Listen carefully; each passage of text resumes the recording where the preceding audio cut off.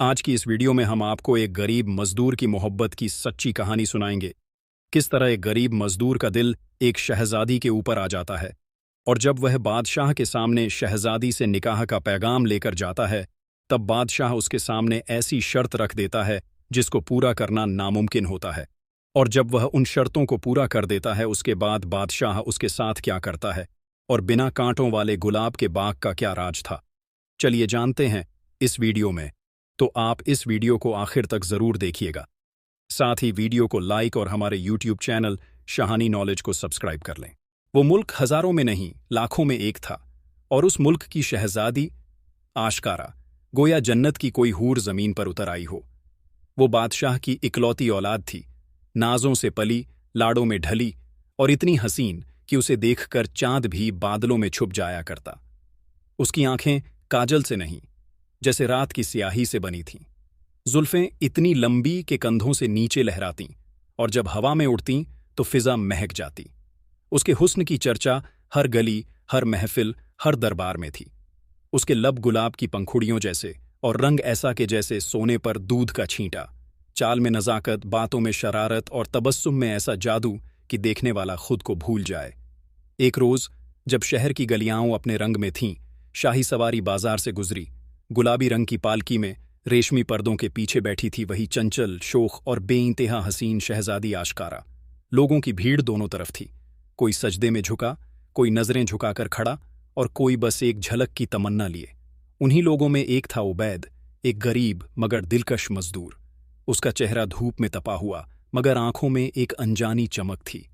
जब शहजादी की सवारी उसके सामने से गुजरी तो पर्दे की झिड़ी से एक नजर आई, और वो नजर सीधी उबैद के दिल पर उतर गई। उस लम्हे में वक़्त रुक गया, सांसें थम गईं, और मोहब्बत ने अपने पहले दीदार से एक दिल को कैद कर लिया। उस एक नज़र ने उबैद की दुनिया बदल दी थी। वो सादगी पसंद मजदूर जो दिन भर पत्थर उठाता, ईंटें जोड़ता, शाम ढले चूल्हा जलाता, अब खुद जलने लगा था। शहजादी आशकारा की एक झलक उसके दिल में इस तरह उतर गई कि अब हर सांस में उसी का नाम था, हर ख्वाब में उसी का अक्स। दिन भर काम पर जिस्म थकता, मगर दिल जागता रहता। वो खुद से बातें करने लगा था, कभी मुस्कुराता, कभी उदास हो जाता। मोहब्बत ने उसे वो एहसास दिया था जो न किसी किताब में था, न किसी दुआ में। क्या ये मुनासिब है? उसने खुद से पूछा। क्या एक मजदूर शहजादी से दिल लगा सकता है? लेकिन दिल ने जवाब दिया, मोहब्बत मर्तबे नहीं देखती, वो बस नजर देखती है। और उसकी नजर तो मुझ पर भी पड़ी थी। उबैद जानता था कि ये राह आसान नहीं। शहजादी बादशाह की लाडली थी, और वो बस एक मामूली इंसान। मगर फिर भी उसने सोच लिया, घर पर बैठा रहूंगा तो तड़प तड़प कर मर जाऊंगा। बेहतर है कि दरबार जाऊं, अपने दिल की बात कह दूं। चाहे जान जाए, मगर दिल का बोझ तो हल्का होगा। उसने अपनी मां की आंखों में देखा, जो रोज उसके बदले हुए चेहरे को पढ़ने की कोशिश करती थी। मगर उबैद अब किसी को कुछ नहीं बताता। वो अब अपनी मोहब्बत की राह पर निकल चुका था, एक ऐसी राह जिसका अंजाम या तो मौत थी या फिर आशकारा। सूरज अपनी पहली किरणों से शहर के कंगूरों को छू रहा था। हवाओं में हल्की ठंडक थी, लेकिन उबैद के जिस्म में एक अजीब तपिश थी। वो तपिश जो मोहब्बत से नहीं, अब फैसले से पैदा हुई थी। आज वो दरबार जाएगा। आज वो बात कहेगा जो कभी किसी मजदूर ने शहंशाह के सामने कहने की हिम्मत नहीं की थी। उबैद ने अपने सबसे साफ कपड़े निकाले, वो कपड़े जो उसकी मां ने उसके लिए ईद पर सिले थे। लेकिन आज का दिन ईद से बढ़कर था, या तो खुशियों की शुरुआत का दिन या आखिरी विदा का।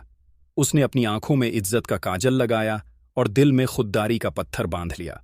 अलविदा कहते हुए उसकी मां की आंखें नम थीं, लेकिन उसकी खामोशी में दुआं छुपी थी। शाही कायले की राह लंबी थी, और हर कदम के साथ उबैद के दिल की धड़कनें तेज होती जा रही थीं।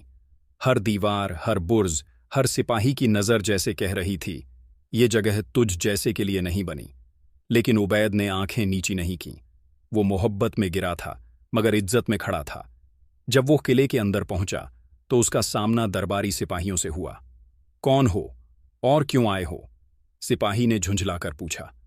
उबैद ने सर उठाकर जवाब दिया, मेरा नाम उबैद है, और मैं बादशाह सलामत से मिलने आया हूं। क्यों? क्या शिकायत है? सिपाही ने मजाकिया अंदाज में पूछा। उबैद ने सधी हुई आवाज में कहा, कोई शिकायत नहीं, सिर्फ एक पैगाम है, एक मोहब्बत का पैगाम। सिपाही पहले हंसा, फिर उसका चेहरा देखकर जरा संजीदा हुआ। उस नजरों में जुनून था, और ऐसा जुनून कम ही देखने को मिलता है। कुछ देर बाद दरबार ए आली में उबैद को हाजिर किया गया। सोने चांदी से जरा वो बड़ा सा हॉल, जिसमें फर्श भी शीशे सा चमकता था और छतें गुंबदों में तब्दील हो चुकी थीं। वहां बैठा था बादशाह ए आलम, आलीशान तख्त पर, जिसकी नजरों में हजारों फैसले। कौन है ये? बादशाह ने गुस्से से पूछा।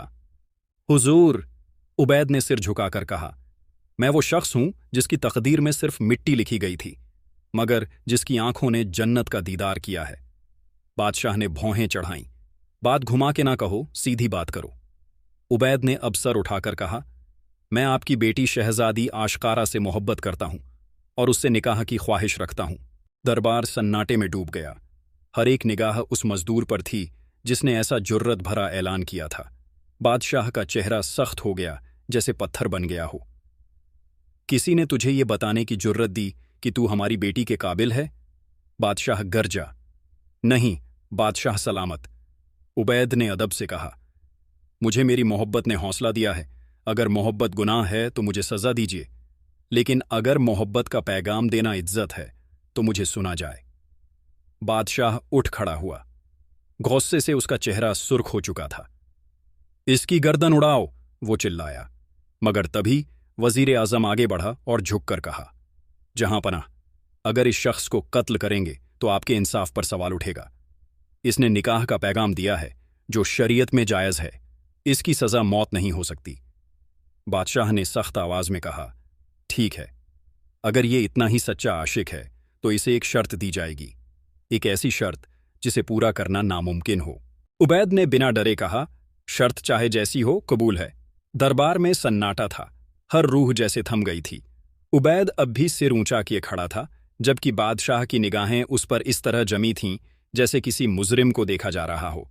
बादशाह ने गहरी सांस ली और फिर भारी लहजे में कहा, तूने मोहब्बत का दावा किया है, मगर मोहब्बत सिर्फ अल्फाज से साबित नहीं होती, उसे अमल से साबित करना होता है।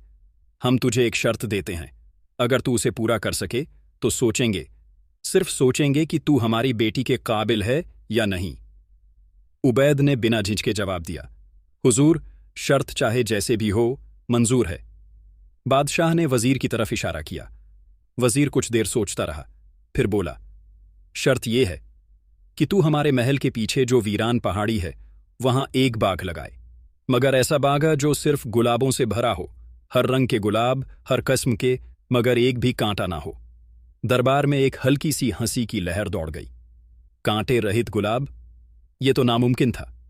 बादशाह ने मुस्कुराकर कहा, अगर तू ऐसा बाग उगा सका तो तेरी मोहब्बत को हम इम्तिहान के लायक समझेंगे, मगर याद रख, तुझे ये काम सिर्फ अपने हाथों से करना होगा, किसी की मदद नहीं ले सकता। ना कोई बीज दिया जाएगा, ना कोई जमीन समेटी जाएगी, और ये बागा हमें 3 महीने के अंदर चाहिए। उबैद ने कुछ पल चुप रहकर सोचा, फिर कहा, मुझे मंजूर है, मैं कांटों से रहित गुलाब उगाऊंगा। अगर मेरी मोहब्बत में सच्चाई है तो खुदा मेरी मदद करेगा। बादशाह ने हंसकर कहा, तो जा और अपने ख्वाबों के बाग में कांटों को मिटाने की कोशिश कर। उबैद दरबार से निकला तो उसकी आंखों में न मायूसी थी न डर, सिर्फ यकीन था। यकीन इस बात का कि जो हुस्न आसमान से जमीन पर उतरा है, उसे हासिल करने के लिए अगर कांटे उगाने हों और फिर उन्हें चुन चुन कर हटाना हो तो वो भी करेगा। उसने पहाड़ी की तरफ रुख किया। वहां की जमीन बंजर थी, पत्थर थे, धूल थी, लेकिन उबैद के दिल में उम्मीद के गुलाब खिलने लगे थे। उसने अपने हाथों से मिट्टी को खोदना शुरू किया। बीज तलाशने निकला। गांव गांव, जंगल जंगल, हर उस फूल की तलाश में भटकने लगा जिसमें कांटे ना हों। मोहब्बत अब सिर्फ एहसास नहीं थी, अब वो इबादत बन चुकी थी, और इबादत में शर्तें नहीं होतीं, सिर्फ सच्चाई होती है। जैसे ही उबैद पहाड़ी के उस वीरान टुकड़े तक पहुंचा जिस पर उसे अपना मोहब्बत भरा बाग बनाना था, उसके सामने एक खामोश चट्टान सी जमीन पसरी थी। यहां न हरियाली थी, न पानी, न कोई छांव। सूरज की तपिश से जली हुई मिट्टी और बिखरे हुए पत्थर, जैसे खुद इस जमीन ने भी मोहब्बत से इनकार कर रखा हो। लेकिन उबैद का दिल हार मानने वालों में से नहीं था। उसने अपने हाथों से जमीन को कुरेदना शुरू किया। पहले दिन जब उसने फावड़ा चलाया तो हर वार के साथ जैसे दिल की दीवारें भी टूटती चली गईं। हाथों में छाले पड़े, उंगलियों से खून टपका, मगर उसके लबों पर एक ही लफ्ज था, आशकारा। हर सुबह उबैद सूरज से पहले उठता और हर रात चांद के बाद भी जागता। वो पहाड़ियों से पत्ते चुनता, गांव के बुजुर्गों से औषधीय पौधों का इल्म लेता, झाड़ियों में छुपे बीज ढूंढता, हर उस फूल की तलाश करता जिसमें कांटे ना हों। उसे कई बार ठोकरें मिलीं, कई बीज सूख गए और कई फूल उगे तो सही, लेकिन उनमें कांटे थे। हर नाकामी के बाद वो आसमान की तरफ देखता और कहता, या रब, अगर तूने मोहब्बत दी है तो रास्ता भी दिखा। एक रोज जब वो थका हारा पहाड़ी के एक कोने में बैठा था, वहां एक बूढ़ा फकीर आया। उसकी आंखें चमक रही थीं और हाथ में एक लकड़ी का कटोरा था। फकीर बोला, ए लड़के, तू यहां क्या तलाशता है? उबैद ने बेझिझक जवाब दिया, गुलाब, मगर ऐसे गुलाब जो कांटे से पाक हों। फकीर मुस्कुराया, कांटों से पाक गुलाब तुझसे बात नहीं करेंगे जब तक तू खुद की रूह में से कांटे ना निकाल ले। उबैद चौंका। मतलब? फकीर ने अपनी लकड़ी जमीन पर मारते हुए कहा, नफरत, लालच, गरूर, इन्हीं से तो तेरे अंदर के कांटे बने हैं। मिट्टी को तभी समझेगा जब पहले खुद को समझेगा। वो कहकर चला गया और उबैद को एक नई समझ दे गया। उस रात उबैद ने पहली बार बिना जमीन को छुए अपने दिल की जमीन को टटोला। उसने अपने अंदर के डर को तोड़ा, अपने गरूर को छोड़ा और अपने दिल को पूरी तरह आशकारा के नाम कर दिया, बगैर किसी उम्मीद के, सिर्फ उसकी मोहब्बत के लिए। अगली सुबह उसने फिर जमीन को छुआ और इस बार मिट्टी कुछ और थी, नर्म, स्याह और जानदार। कुछ ही दिनों में पहली कली निकली, छोटी सी, नाजुक, गुलाबी और सबसे अजीब बात, बिना कांटे के। उबैद की आंखें भर आईं। ये कोई मामूली फूल नहीं था, ये उसकी रूह से निकली दुआ थी। वक़्त जैसे पंख लगाकर उड़ चला था। 3 महीने का वक़्त अब आखिरी हफ्तों में दाखिल हो चुका था और वो बंजर जमीन, जो कभी सख्त पत्थरों से ढकी थी, अब महकने लगी थी, रंग बिरंगे फूलों से, जो एक खास बात लिए हुए थे। उनमें एक भी कांटा नहीं था। उबैद की मेहनत रंग ला रही थी। गुलाबों की पंखुड़ियां सुबह की ओस से चमकती थीं और शाम को हवा में एक अजीब सी मोहब्बत घुलती थी। दूर से देखने वाला कहता, ये बाग नहीं, दिल का टुकड़ा है। हर फूल जैसे आशकारा की एक झलक थी, कभी गुलाबी जैसे उसका लाज से भरा चेहरा, कभी सफ़ेद जैसे उसकी पाकीज़ा मासूमियत और कभी सुनहरी जैसे उसकी हंसी की चमक। मगर मोहब्बत की राहें इतनी आसान कब होती हैं? एक रोज़ जब उबैद सुबह बाग की देखभाल कर रहा था तो कुछ सवार वहां आए। उनके घोड़ों के पांवों से मिट्टी उड़ती थी और आंखों में तजुर्बे की सख्ती। हम बादशाह के बंदे हैं, एक ने कहा। हमें हुक्म है कि तुम्हारे बाघ की जांच की जाए। उबैद ने सिर झुकाकर कहा, बिस्मिल्लाह, तशरीफ लाइए। वो लोग हर पौधे की जांच करने लगे। वो झुकते, पत्तियों को अलग करते, जड़ों को देखते और हर फूल के नीचे अपनी उंगलियां फेरते कि कोई कांटा ना हो। कई घंटे बीते, सूरज सिर के ऊपर से ढलने लगा। अंत में सबसे बुजुर्ग कारिंदे ने कहा, हमें इसमें एक भी कांटा नहीं मिला। लेकिन उबैद ने चौंक कर पूछा, लेकिन यह शक है कि तुमने कोई तिलिस्म या जादू का सहारा लिया है, क्योंकि ऐसे फूल तो फितरत में ही नहीं होते। उबैद हंसा नहीं, मगर उसकी आंखों में रोशनी आ गई। जादू किया है, मगर हाथों से, आंसुओं से और दिल से। सिपाही कुछ देर खामोश रहा, फिर बोला, हम इस बारे में बादशाह सलामत को इत्तिला देंगे, वो फैसला करेंगे। सवार चले गए। उबैद अकेला रह गया, अपने बाग के बीच, जिसकी हर पंखुड़ी गवाह थी उसकी मोहब्बत की, उसकी तपस्या की और उसके यकीन की। उसी शाम जब वो बाग में बैठा था, उसने एक नन्हा फूल देखा जो बाकी फूलों से अलग था। उसका रंग गहरा नीला था और उसकी खुशबू इतनी तेज कि जैसे रूह में उतर जाए। मगर उसकी पंखुड़ियों के नीचे एक छोटा सा कांटा छुपा था। उबैद का दिल धड़क उठा। क्या ये उसी कांटे की वजह से सब मिट जाएगा? उसने वो फूल तोड़ लिया, लेकिन उसका दिल कांप उठा। क्या इस एक कांटे से मेरी सारी मेहनत, सारी मोहब्बत बेकार हो जाएगी?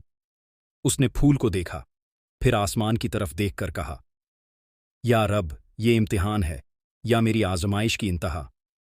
बादशाह का आलीशान दरबार फिर से सजा हुआ था। सोने से मढ़े तख्त पर जहां पनाह अपनी तमाम शानो शौकत के साथ विराजमान थे। दरबारी, वजीर, अमीर व उमरा, हर कोई मौजूद था और सबकी निगाहें एक दरवाजे पर टिकी थीं। उसी दरवाजे पर जिससे एक बार फिर उबैद दाखिल होने वाला था। उबैद ने वही सादा मगर साफ कपड़े पहने थे, आंखों में वही यकीन मगर चेहरा जरा बुझा बुझा था।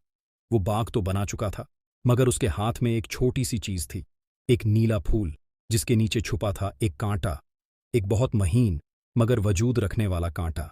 जब वो दरबार में दाखिल हुआ तो सिपाही ने ऐलान किया, ये वही शख्स है जिसने 3 महीने में कांटे रहित गुलाबों का बाग उगाया है।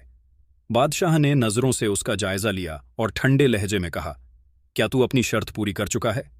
उबैद ने झुककर अर्ज किया, जी जहांपनाह, मैंने अपनी पूरी जान लगा दी और बाग उगा दिया जो लगभग हर तरह से कांटे से पाक है। लगभग? बादशाह ने तुरंत टोका। उबैद ने हाथ में थमा फूल ऊपर उठाया। हुजूर, ये फूल बाकी फूलों से अलग है, इसके नीचे एक छोटा सा कांटा उगाया है। मैंने इसे फेंक भी सकता था, छुपा भी सकता था, मगर मैंने सोचा कि अगर मैं सच्ची मोहब्बत के साथ झूठ मिला दूं तो मैं वही बन जाऊंगा जो आपने सोचा था, मजदूर मगर बगैर इज्जत के। दरबार में सन्नाटा छा गया। उबैद ने कांपती आवाज में कहा, ये कांटा मेरी मेहनत में नहीं बल्कि मेरी किस्मत में उगा है। मैं आपके हुक्म की तामील करने में नाकाम रहा, मगर मेरी मोहब्बत ने कभी धोखा नहीं दिया। बादशाह का चेहरा सख्त था, मगर उसकी आंखें अब उबैद के चेहरे पर टिकी थीं, उस चेहरे पर जो थका हुआ था मगर शर्मिंदा नहीं, जो टूटा हुआ था मगर झुका नहीं। तभी वजीर आजम आगे बढ़ा और अर्ज की, जहां पनाह, इस नौजवान ने अपने हाथों से वो कर दिखाया है जो बड़े बड़े माली नहीं कर सके। वो कांटा उसकी नीयत नहीं, कुदरत का एक इम्तिहान है। दरबारियों में हलचल हुई, कुछ ने हामी भरी, कुछ अब भी शक से देख रहे थे। बादशाह उठ खड़ा हुआ, उबैद, तेरी सच्चाई काबिले इज्जत है, लेकिन मोहब्बत को सिर्फ मेहनत से नहीं, सलीके से भी निभाया जाता है। अगर तू सच ना बताता तो तेरा इम्तिहान वहीं खत्म हो जाता, मगर तूने खुद अपने खिलाफ गवाही दी। ये बात तेरी मोहब्बत को रुस्वा नहीं करती बल्कि सर बुलंद करती है। उबैद ने सिर झुका लिया, लेकिन बादशाह ने बात पूरी की, तेरी राह अब भी आसान नहीं। तूने एक इम्तिहान पास किया है, अब दूसरा तुझसे और बड़ी सच्चाई मांगता है। उबैद ने पूछा, क्या इम्तिहान है जहांपनाह? बादशाह ने ठंडी सांस ली और कहा, अब तू मेरी बेटी आशकारा से खुद मिलेगा और उसे बताया कि तू कौन है, क्या है और उसे क्यों मोहब्बत करता है। पहली मुलाकात महल की फिजा आज कुछ अलग थी। हवाओं में एक अजीब सी बेचैनी थी, जैसे खुद कुदरत भी गवाही देने को तैयार हो कि आज 2 दिल पहली बार आमने सामने होंगे। बादशाह ने शाही बाग के उस सबसे हसीन हिस्से में मुलाकात का हुक्म दिया जहां चारों तरफ फूल खिले थे, जैसे उबैद के गुलाबों ने महल के बाग को भी अपना अक्स दे दिया हो। उबैद को खास लिबास पहनाया गया, सादगी भरा मगर पाकीज़ा। उसके चेहरे पर हल्की सी घबराहट थी, मगर दिल में यकीन, वही यकीन जो उसे कांटे रहित गुलाबों तक ले गया था। शाही महल का एक दरवाजा खुला और हवा जैसे थम गई। आशकारा दाखिल हुई। सुनहरी जालीदार झरोखों से छनती धूप उसके चेहरे पर ऐसी लग रही थी जैसे कोई चांदनी जमीन पर उतर आई हो। उसकी आंखें काली, गहरी और शोख हर चीज को बेमानी कर रही थीं। हर कदम पे उसकी पायल की आवाज दिल की धड़कनों से टकरा रही थी। उबैद की नजर जैसे वहीं ठहर गई। वो शहजादी नहीं लग रही थी, ख्वाब लग रही थी, जागते हुए देखा गया ख्वाब। आशकारा उसकी तरफ देखकर मुस्कुराई, तो तुम हो उबैद? उबैद ने सिर झुकाकर कहा, जी शहजादी, मगर नाम से पहले मैं आपका आशिक हूं। आशकारा का चेहरा गुलाब सा खिल गया। कई लोग मुझे चाहते हैं, मगर तुमने तो कमाल कर दिया, मेरे नाम पर बाग खिला दिया, कांटों से पाक मोहब्बत। उबैद ने धीमे लहजे में कहा, मोहब्बत में कांटे हो सकते हैं, मगर मैंने हर तकलीफ को भी फूल बना दिया, बस आपको पाने की चाह में। आशकारा ने उसकी आंखों में देखा, तुम्हें डर नहीं लगा बादशाह से? डर तो हर किसी को लगता है शहजादी, लेकिन आपकी जुदाई उससे भी बड़ा डर थी। इसलिए सोचा, क्यों ना उस डर से लड़ा जाए जो मोहब्बत को हासिल करने से रोकता है। आशकारा की आंखें कुछ पल को भीग गईं। क्या तुम जानना चाहते हो कि मैंने तुम्हें पहली बार कब देखा था? उबैद चौंक गया। आपने मुझे देखा था? आशकारा ने मुस्कुराकर कहा, हां, उसी रोज जब मैं बाजार की गलियों से शाही सवारी में गुजर रही थी। तुम्हारी नजर में जो सच्चाई थी वो किसी गहने से ज्यादा कीमती थी। उबैद की सांसें थम गईं। फिर क्यों नहीं रोका आपने मुझे? क्योंकि मोहब्बत को बोलने नहीं दिया जाता, उसे उगने दिया जाता है। जैसे तुमने फूल उगाए। कुछ पल दोनों बस एक दूसरे को देखते रहे। बगैर कुछ कहे सब कुछ कह दिया गया, मगर अचानक दूर से बादशाह की आवाज आई, अगर वो तुम्हारे लायक है तो अगला इम्तिहान उसका इंतजार कर रहा है। उबैद ने चौंक कर कहा, एक और इम्तिहान? आशकारा ने गहरी सांस लेते हुए कहा, हां। अगली सुबह शाही नगाड़ों की गूंज से महल की दीवारें थरथराने लगीं। ऐलान किया गया, आज बादशाह ए आजम की अदालत में एक गरीब मजदूर मोहब्बत का दावा लेकर पेश होगा और अपनी मोहब्बत को साबित करेगा पूरी सल्तनत के सामने। शहर के लोग जमा होने लगे। आम आदमी से लेकर अमीर ओ उमराह तक हर किसी की आंखों में हैरत थी। एक मजदूर और शहजादी, जैसे ये ख्वाब खुद किसी गुनाह की तरह लग रहा था। बादशाह ने इस बार खुले मैदान में दरबार लगाया ताकि पूरी रियासत देख सके कि एक मामूली शख्स कैसे अपनी मोहब्बत का दावा करता है। उबैद सफ़ेद लिबास में सर झुकाए दरबार में दाखिल हुआ, मगर उसकी चाल में झुकाव नहीं, सलीका था। उसके चेहरे पर डर नहीं, हिम्मत थी। बादशाह ने बुलंद आवाज में पूछा, उबैद, तूने कांटों से पाक फूल उगाए, शहजादी से मुलाकात की और अब दावा करता है कि वो तेरे लायक है। मगर मोहब्बत सिर्फ चाहना नहीं, निभाना भी होता है। आज तू 3 सवालों का सामना करेगा। अगर तूने सही जवाब दिए तो हम तुझे आशकारा की मोहब्बत का असली वारिस समझेंगे। उबैद ने सर झुकाकर कहा, अगर इम्तिहान मेरी मोहब्बत को साबित करता है तो मैं हर सवाल के लिए तैयार हूं, जहां अपना। पहला सवाल। वजीर आजम आगे आया, उबैद, अगर मोहब्बत में तुझे अपना नाम, पेशा और पहचान तक छोड़नी पड़े तो क्या तू छोड़ेगा? उबैद ने हल्की सी मुस्कान के साथ जवाब दिया, मोहब्बत में नाम नहीं, नीयत चलती है, पेशा नहीं, पैगाम चलता है। और पहचान, अगर मेरी पहचान सिर्फ एक मजदूर की है तो वो इसलिए नहीं कि मैं छोटा हूं, बल्कि इसलिए कि मैंने छोटी जिंदगी में बड़ा दिल रख लिया है। दरबार में एक हल्की सराहना की आवाज उठी। दूसरा सवाल। सदर काजी खड़ा हुआ, अगर कल को तू बादशाह बन गया और शहजादी तुझसे झगड़ पड़े तो क्या उसे उसी मोहब्बत से देखेगा या तख्त की आंखों से? उबैद ने ठंडी सांस ली, अगर मैं बादशाह बना तो मेरे तख्त पर वो रानी नहीं, मेरी मोहब्बत बैठेगी। और अगर वो झगड़े भी तो मैं समझूंगा कि वो मेरी बातों से नहीं, मेरी खामोशी से नाराज है। मोहब्बत सियासत से नहीं चलती, सब्र से चलती है। अब दरबार में फुसफुसाहटें तेज हो गईं। ये लड़का सिर्फ दिल से नहीं, अकल से भी बोलता है। तीसरा सवाल।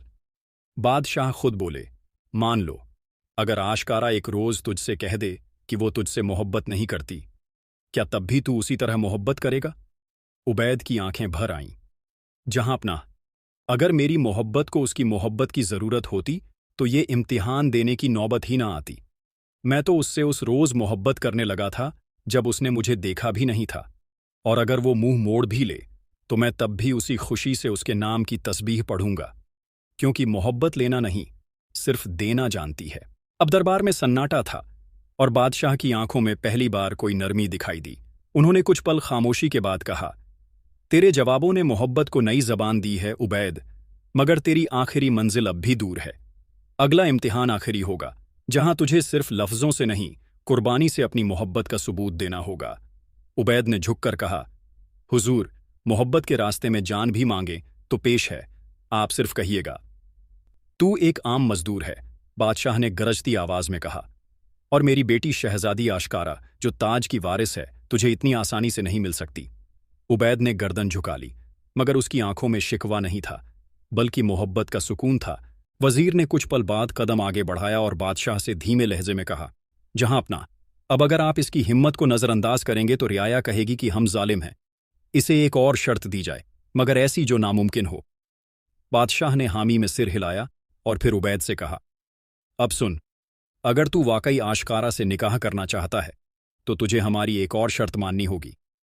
उबैद ने कहा, हुजूर, शर्त कैसी भी हो, अगर मेरी मोहब्बत सच्ची है तो मैं उसे भी पूरा करूंगा। बादशाह ने हाथ उठाया और एक कागज लाने का हुक्म दिया। फिर बोला, तुझे अगले 30 दिन के अंदर 7 ऐसी नदियों से पानी लाकर पेश करना होगा जो 7 अलग अलग रियासतों से गुजरती हैं। ये पानी ताज़ा और पाक होना चाहिए और हर रियासत से इजाज़त लेनी होगी।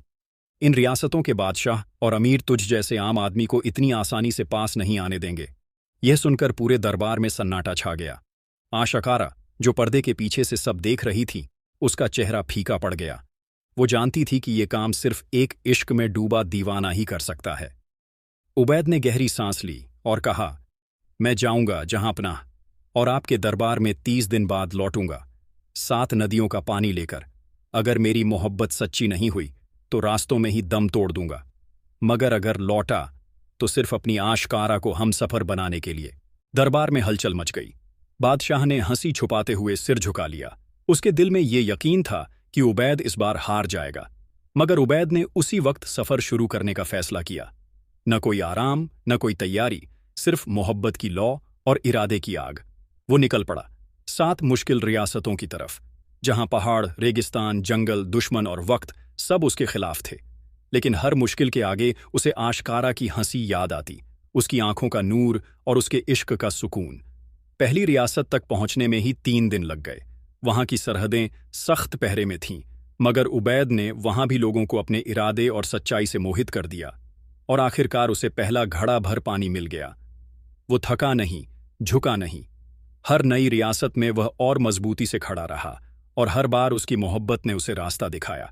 हर घड़े के साथ उसकी पीठ पर बोझ बढ़ता जा रहा था, मगर दिल हल्का होता जा रहा था, क्योंकि उसे यकीन था जब वो आखिरी घड़ा लेकर महल पहुंचेगा तो शहजादी की आंखों में सिर्फ उसकी मोहब्बत की चमक होगी। उबैद का चेहरा धूप में तप चुका था, उसके होंठ सूख चुके थे। पीठ पर बंधे 6 मिट्टी के घड़े अब भारी पत्थरों की तरह लगने लगे थे, लेकिन उसकी आंखों में अब भी एक लौ थी, आशकारा की मोहब्बत की लौ। छठी रियासत की सरहदें पार करते हुए उसकी सांसें टूटी थीं, मगर इरादा नहीं। वहां के नवाब ने उसे पानी देने से इनकार कर दिया था, लेकिन उबैद ने गांव के लोगों के बीच काम किया, उनकी जमीनें जोतीं, उनके जानवरों की देखभाल की, और तब जाकर वहां का दिल जीत पाया। अब बस एक आखिरी दरिया रह गया था, दरियाए लाजवाल। कहते हैं वहां पानी सिर्फ उन्हें मिलता है जिनके इरादे पाक हों और दिल सच्चा। उस दरिया की रखवाली करती थी एक बूढ़ी मलिका, जो रियासत की सबसे पुराने खानदान से ताल्लुक रखती थी।